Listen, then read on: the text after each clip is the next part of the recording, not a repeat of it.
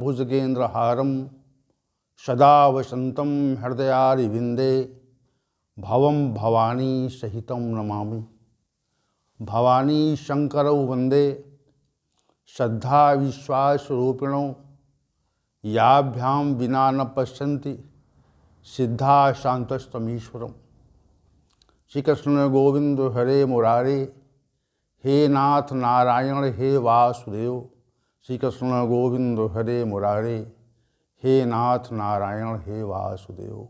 श्री कृष्ण गोविंद हरे मुरारे, हे नाथ नारायण हे वासुदेव। हे वासुदेव वसुदेव सुतं देवं कंस चाणूरमर्दनं देवकी परमानंदम श्री कृष्णं वंदे जगद्गुरुं। कृष्णं वंदे जगद्गुरुं। कृष्णाय वासुदेवाय हरे परमात्मने प्रणत क्लेश नाशाय गोविंदाय नमो नमः। गोविंदाय नमो नमः। भगवान श्री हरि की कृपा से और ज्ञानाधिपति भगवान शंकर की असीम दया से भगवत गीता का ये जो ज्ञान सत्र है ये निरंतर आगे की ओर गति कर रहा है। हम सभी इस सत्र में नित्य प्रति उपस्थित होते हैं और भगवत गीता ज्ञान की चर्चा में सम्मिलित होते हैं। तो आइए आज हम सभी पुनः भगवत गीता ज्ञान की चर्चा में सम्मिलित हों और भगवान शंकर का आवाहन करें कि वह हमारी इस चर्चा में उपस्थित हों और हम सभी को ऐसी ज्ञान की ज्योति दें जिससे हम ज्ञान के वास्तविक तत्व को जान सकें और भगवत गीता ज्ञान को समझ सकें। ये विशिष्ट बात है। तो हमारा आज का जो सत्र है वो भगवान शंकर को, माता पार्वती को समर्पित है और उन्हीं के समर्पण से हम आगे की ओर बढ़ रहे हैं। तो हम सभी अध्याय संख्या 15 पुरुषोत्तम योग पर चर्चा कर रहे हैं और 2 सत्रों की चर्चा इस विषय पर हुई थी कि 15वें अध्याय का आधार क्या है और 15वां अध्याय जो है वह क्यों आरंभ हुआ और उसके आरंभ करने का जो मूलभूत कारण क्या है। इस विषय पर कल के 2 सत्र चले थे और आज हम अध्याय संख्या 15 का आरंभ करते हैं और प्रथम श्लोक आज हम पढ़ते हैं। श्री भगवान ने कहा, ऊर्ध्वमूलम अधः शाखम अश्वत्थम प्राहु अव्ययम् छंदांस यस्य प्राणानि यह तम वेद स वेदवित्। ये जो संसार रूपी वृक्ष है जो हमको प्रतीत नहीं होता, तो इसका जो मूल है, इसकी जो जड़ है वह ऊर्ध्व में है, ऊपर है और इसकी जो शाखाएं हैं वह नीचे हैं। दूसरी बात।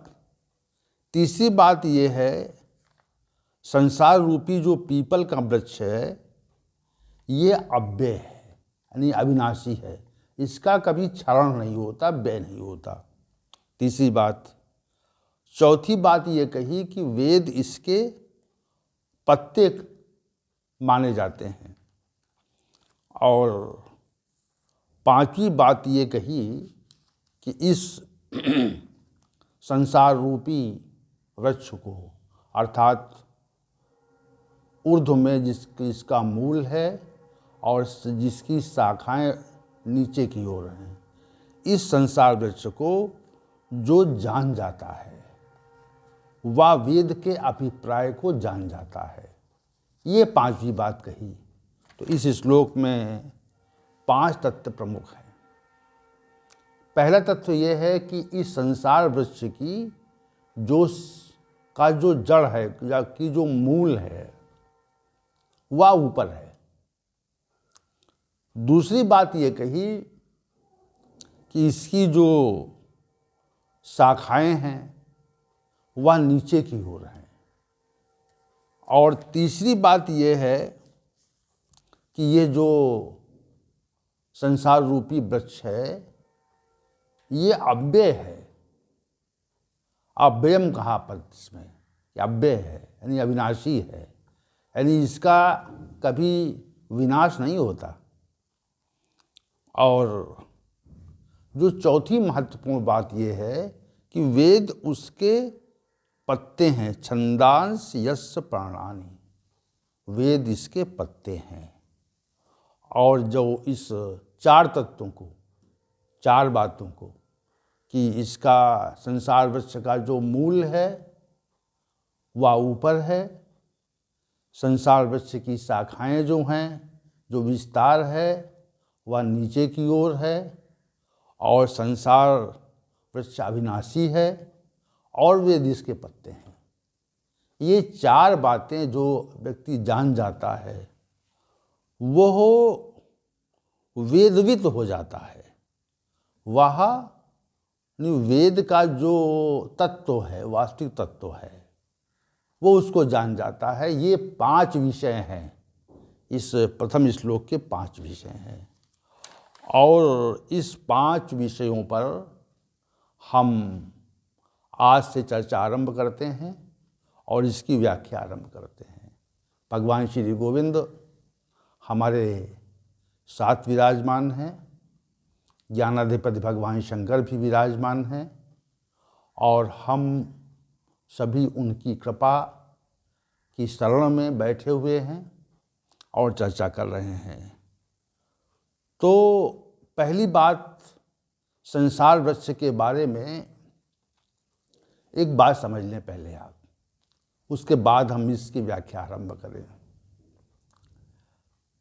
इस जगत में जितने भी पेड़ होते हैं, वृक्ष होते हैं, तो उनकी जो शाखा होती है ऊपर होती है, जो प्रतीत होती है, और जो मूल उसका होता है, जड़ होता है, वह नीचे पृथ्वी के अंदर होता है। अधिकतम वृक्षों की स्थिति है।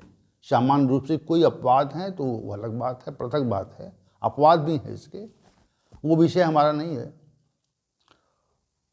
तो यहाँ पर हम संसार में जो चीज़ देख रहे हैं, इस संसार में वृक्ष हमने देखा, कोई पेड़ देखा,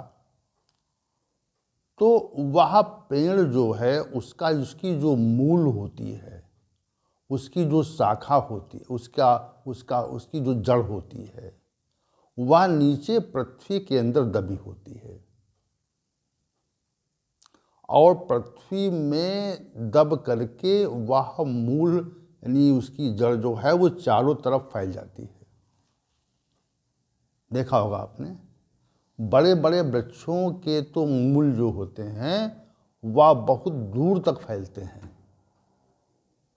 क्यों ऐसा होता है? पृथ्वी के अंदर बड़े बड़े जो विशाल वृक्ष होते हैं उनकी जो जड़ें हैं वह बहुत दूर तक फैल जाती हैं। ऐसा क्यों होता है? ऐसा इसलिए होता है ताकि उस बड़े वृक्ष को आधार मिल सके, वह रुक सके। तो उसकी जो जड़ें हैं वो फैलती हैं और बड़े वृक्ष के तने और शाखाओं को सपोर्ट करती हैं, मतलब आधार देती हैं वो, ताकि वो खड़ा रहे। कभी आपने देखा हो किसी आंधी के कारण कोई वृक्ष उखड़ जाए, जड़ से उखड़ जाए, हवा के तेज वेग के कारण कोई वृक्ष उखड़ जाए पूरा, तो उस उछड़े हुए वृक्ष को आप देखिए, उस आंधी के कारण उखड़े हुए वृक्ष को आप ध्यान से देखिए, तो उसकी जो जड़ें हैं वह हजारों जड़ें बड़े वृक्षों की हजारों जड़ें अपने आप विकसित होती हैं और वह पृथ्वी के अंदर चलती रहती हैं, बढ़ती रहती हैं। पृथ्वी के अंदर बढ़ करके और वह उस बड़े वृक्ष को संभाली रहती हैं। पृथ्वी के अंदर से ही उनको जल मिलता है और उस जल से वह जो जड़ है उस पेड़ की वह संचित रहती है, सींची जाती है और उसके पश्चात उस वृक्ष को भी पर्याप्त मात्रा में जल प्राप्त होता है, जिससे वो विकास कर जाता है। तो उसकी जो जड़ें हैं वह दूर तक फैलती हैं। तो यहाँ पर जो हम सामान्य रूप से वृक्ष देखते हैं उसकी जड़ जो है वह पृथ्वी के अंदर होती है। ये पहली बात। दूसरी बात, जो पृथ्वी के ऊपर जो भाग निकलता है जिसको हम मुख्य तना कहते हैं, तो तना प्रतीत होता है और तने से अनेक प्रकार की शाखाएं निकल जाती हैं। देखा होगा आपने, सभी ने देखा होगा। तो मुख्य तना होता है पहले और उस तने से अनेक प्रकार की शाखाएं निकलती हैं और शाखाओं के पश्चात उसमें पत्ते हैं और फल फूल इत्यादि निकलता है। ये पूरा एक वृक्ष का स्वरूप है। तो यहाँ पर जो हम समझाना चाह रहे हैं आपको कि संसार में जो वृक्ष है वह हमको प्रतीत होता है, वह हमको दिखाई पड़ता है और उस जो वृक्ष हमको दिखाई पड़ता है, जो पेड़ दिखाई पड़ता है, उसकी जो जड़ होती है, मूल होती है, वह पृथ्वी के अंदर होती है और मुख्य तना और मुख्य तने के पश्चात उसकी शाखाएं और शाखाओं के उपरांत उसमें फल फूल पत्ती इत्यादि जो कुछ होता है वह सब ऊपर की ओर होता है और वह प्रतीत होता है। तो जड़ तो नहीं दिखाई पड़ती हमें, वृक्ष की जड़ नहीं प्रतीत होती है, लेकिन उसकी जो मूल मुख्य तना है और शाखाएं हैं उनकी प्रतीति होती है, वह दिखाई पड़ते हैं हमको। तो ये एक हमने इसलिए चर्चा ये की कि संसार वृक्ष जो है, संसार में जो वृक्ष हैं, एक संसार वृक्ष है और एक संसार में वृक्ष हैं। तो संसार में जो पेड़ हैं, बड़े बड़े पेड़ हैं, वृक्ष हैं, तो उनमें उनकी शाखा जो है, उनका शाखा ऊपर होती है और उसका जो मूल होता है वह नीचे की ओर होता है। ये बात इस पर समझें आप, ठीक समझ गए। इसलिए हमने इस बात को कहा कि यहाँ पर चूँकि संसार वृक्ष के बारे में श्री भगवान ने वर्णन किया है और वर्णन इस अध्याय का जो शुभारंभ है वह संसार वृक्ष की स्थिति की व्याख्या के साथ आरंभ हुआ है। विशेष बात यह है, चूँकि अध्याय संख्या 14 के अंतिम श्लोक में श्री भगवान ने ये कहा कि हम ब्रह्म की प्रतिष्ठा हैं या ब्रह्म का पर्याय हैं, अमृत की प्रतिष्ठा हैं, अमृत का पर्याय हैं और शाश्वत धर्म का पर्याय भी मैं हूँ और जो कभी न समाप्त होने वाला आनंद है उसका भी मैं आश्रय हूँ। तो जो पहली बात कही थी यहाँ पे इस श्लोक में, जो पहली बात कही थी, मैं ब्रह्म की प्रतिष्ठा हूँ, यानी ब्रह्म का पर्याय हूँ। तो ब्रह्म चूँकि इस समग्र ब्रह्मांड को उद्भवित करता है, बनाता है और उसकी स्थिति को स्थापित रखता है और उसके उपरांत वह जो है वह इसको समग्रता से विनाश कर देता है। तो वह स्थिति ब्रह्म की वह स्थिति है। वही स्थिति श्री भगवान ने अपनी बताई और कहा कि मैं अविनाशी ब्रह्म की प्रतिष्ठा हूँ, जिसका कभी विनाश नहीं होता। ऐसे ब्रह्म की मैं प्रतिष्ठा हूँ, यानी मैं ही हूँ। देखिए, इसको और सरल भाव से आप लें, तो सरल भाव से जब आप लेंगे तो ये बात स्पष्ट हो जाएगी कि जो अविनाशी ब्रह्म है, जिसको निराकार कहते हैं या निर्गुण कहते हैं, अविनाशी कहते हैं, और अन्य प्रकार की विशेषणों से उसको कहते हैं, तो वो जो अविनाशी ब्रह्म है, तो श्री भगवान ही उसकी प्रतिष्ठा है। श्री भगवान ही वह हैं। ये और हम सहज कर रहे हैं इसको, कि और सहज कर रहे हैं कि वह ही उसका पर्याय हैं। तो जरा ये घूम प्रतिष्ठा है, श्री भगवान ब्रह्म की प्रतिष्ठा है, श्री भगवान ब्रह्म का पर्याय हैं। तो ये ना कह के अब हम और सहज कह रहे हैं कि ब्रह्म जो है, ब्रह्म के स्वरूप में भगवान श्री गोविंद ही हैं। ये यहाँ इस श्लोक से स्पष्ट होता है ये कि अव्यस ब्रह्मणा चा अविनाशी ब्रह्म की प्रतिष्ठा अहम, मैं प्रतिष्ठा हूँ। तो इसको और सहज करने के लिए जो निराकार या निर्गुण ब्रह्म के उपासक हैं या उसके मत को मानने वाले हैं, उनकी समझ में ये बात नहीं आएगी, वो उसको समझना भी नहीं चाहते। लेकिन यहाँ पर जो भगवत गीता का सिद्धांत है, भगवत गीता का जो यहाँ पे कथन स्पष्ट हो रहा है, उससे ये बात स्पष्ट हो रही है कि भगवान श्री गोविंद ही अविनाशी ब्रह्म है, जिसका वो सर्वकालिक है और किसी भी काल में उनका क्षय या विनाश या अव्यय नहीं होता। अव्यय का अभिप्राय क्या होता है? अव्यय का अभिप्राय ये होता है जिसका कभी व्यय न हो, जो कभी कम न हो, अपनी स्थिति में रहे।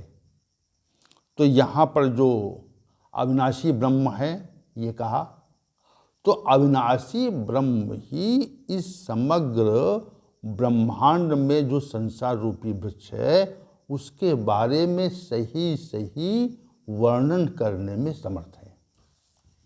ये बात यहाँ पे उसका संबंध है। इस अध्याय संख्या 15 के प्रथम श्लोक का संबंध जो है वो अध्याय संख्या 14 के श्लोक संख्या 27 से है। ये बात हम कहना चाह रहे हैं। श्लोक संख्या 27 में जो श्री भगवान ने कहा कि ब्रह्मणो ही प्रतिष्ठा हम, ब्रह्म की प्रतिष्ठा तो मैं ही हूँ। तो जो ब्रह्म के स्वरूप में है, जो सत्ता ब्रह्म है, तो जो सत्ता ब्रह्म है वह इस संसार वृक्ष के बारे में सम्यक ज्ञान रखती है,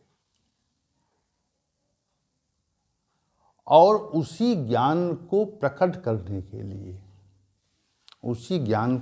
करने के लिए इस 15वें अध्याय का आरंभ भी हुआ है कि मैं जानता हूँ। जैसे कोई विषय है,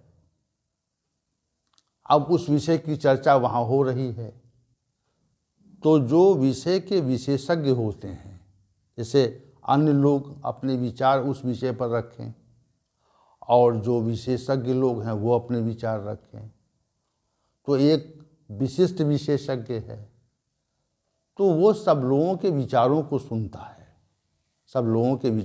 सुनता है, और ये विनिश्चित करता है कि ये जो विचार रखे गए हैं अन्य विशेषज्ञों के द्वारा वो सही हैं कि गलत हैं,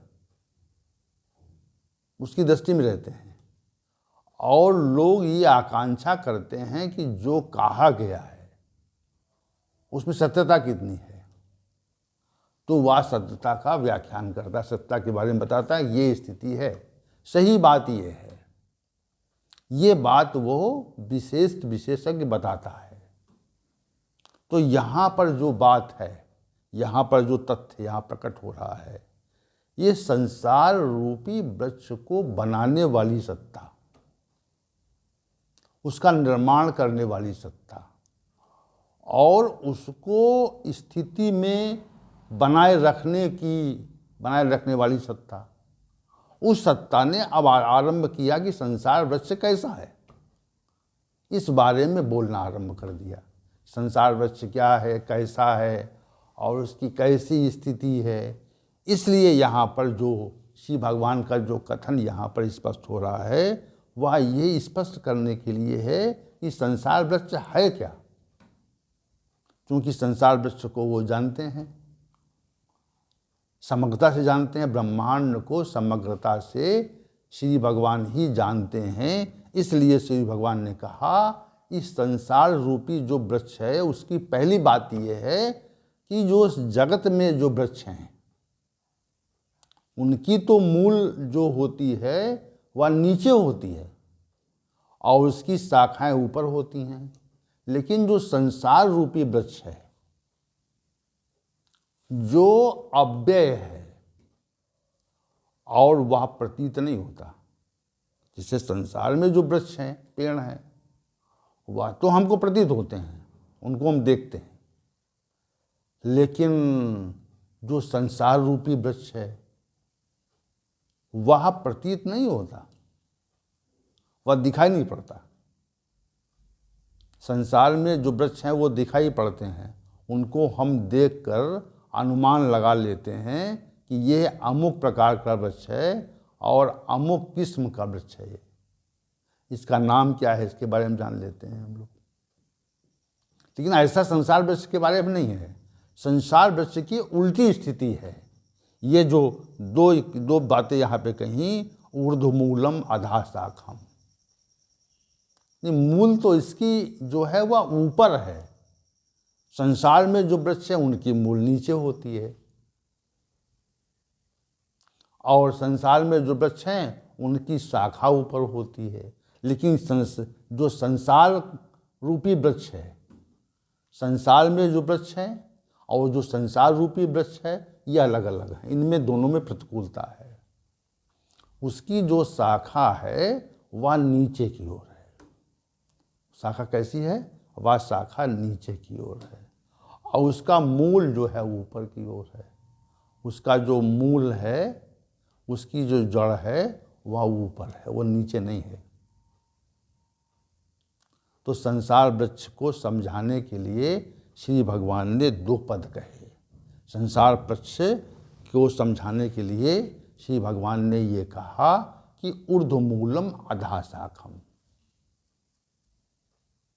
कि जो संसार रूपी वृक्ष है, आप समझें इसको, आप संसार रूपी वृक्ष हमको प्रतीत नहीं होता, हम उसको देख नहीं सकते, इतना विशाल है।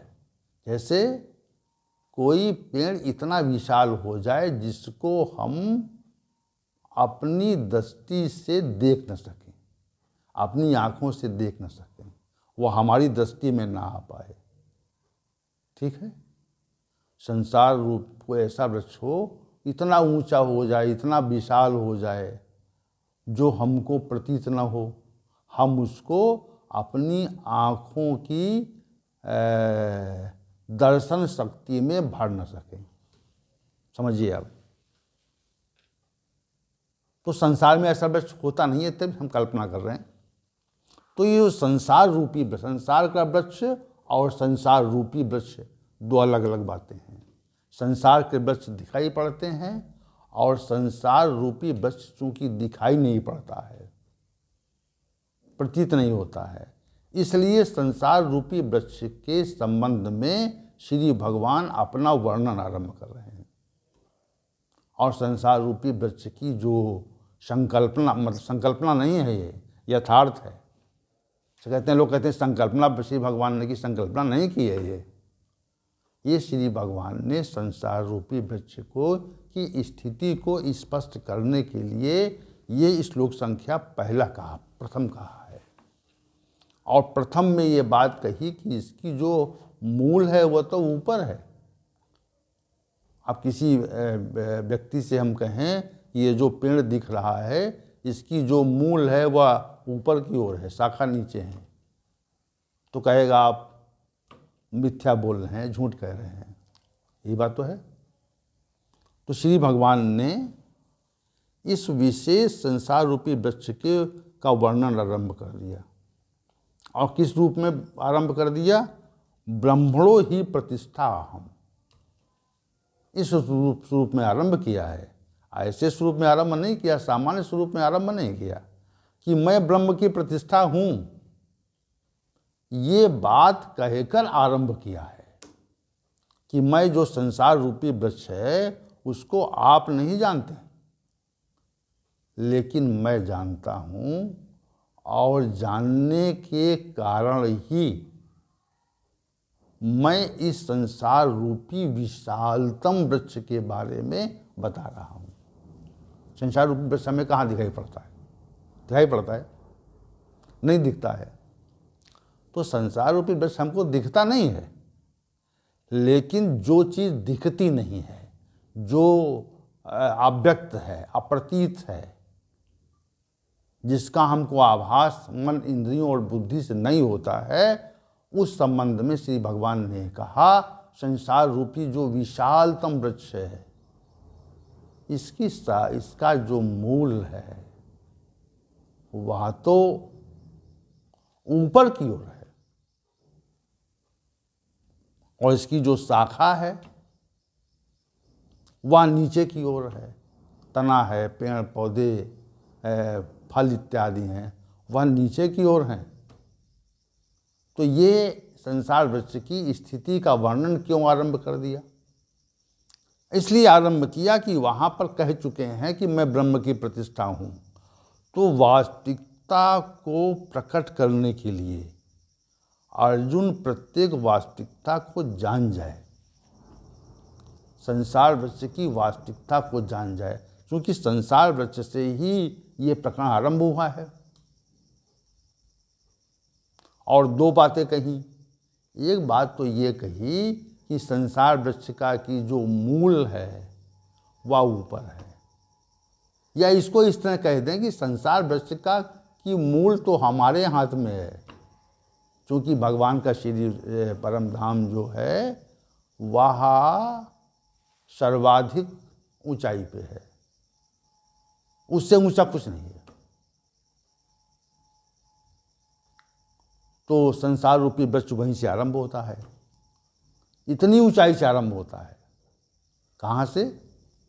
देखिए, परम धाम के संबंध में भगवत गीता स्पष्ट करती है, न तद्भासते सूर्यो न शशांको न पावकाः यद् गत्वा न निवर्तन्ते तद्धाम परमम्। ये स्पष्ट है। इसका अभिप्राय क्या है? न तद्भासते सूर्यो न शशांको न पावकाः, जहाँ पर सूर्य और चंद्रमा का, अग्नि का प्रकाश नहीं है, यद् गत्वा न निवर्तन्ते, अगर कोई महापुरुष वहाँ पहुँच जाए तो न निवर्तन्ते, वापस नहीं आता है, वह मेरा परम धाम है। वह मेरा, वहाँ चूँकि ब्रह्मांड में सूर्य की रोशनी है, सूर्य का प्रकाश है, चंद्रमा का प्रकाश है, अग्नि का प्रकाश है, ब्रह्मांड में है। लेकिन ब्रह्मांड के बाहर चूँकि परम धाम है, इसलिए वहाँ पर सूर्य, चंद्र और अग्नि का प्रकाश, न तद्भासते सूर्यो शशांको न पावकाः, अग्नि का प्रकाश भी नहीं वहाँ पे। तो वो जो परम धाम है, वो जो सर्वाधिक ऊंचाई पे है, कहाँ पे है? सर्वाधिक ऊंचाई पर है। उसकी जो ऊंचाई है उसके बाद कुछ नहीं है। तद्भासते सूर्य शशांको न पावकाः यद् गत्वा न निवर्तन्ते तद्धाम, वही पहला परम धाम है। श्री भगवान ने कहा जहाँ पर मैं निवास करता हूँ, जहाँ पर मैं वास करता हूँ, वहाँ से इस संसार वृक्ष का मूल वहीं से है, और फिर नीचे शाखाएं फैल गई हैं, आधा शाखम, ठीक है ना। संसार वृक्ष का जो मूल है वह हमारे परम धाम से जुड़ा हुआ है। परम धाम से उसका संबंध है। परम धाम से ही संसार रूपी वृक्ष जो है आरंभ होता है, ऊर्ध्व मूलम। तो जहाँ से आरंभ होता है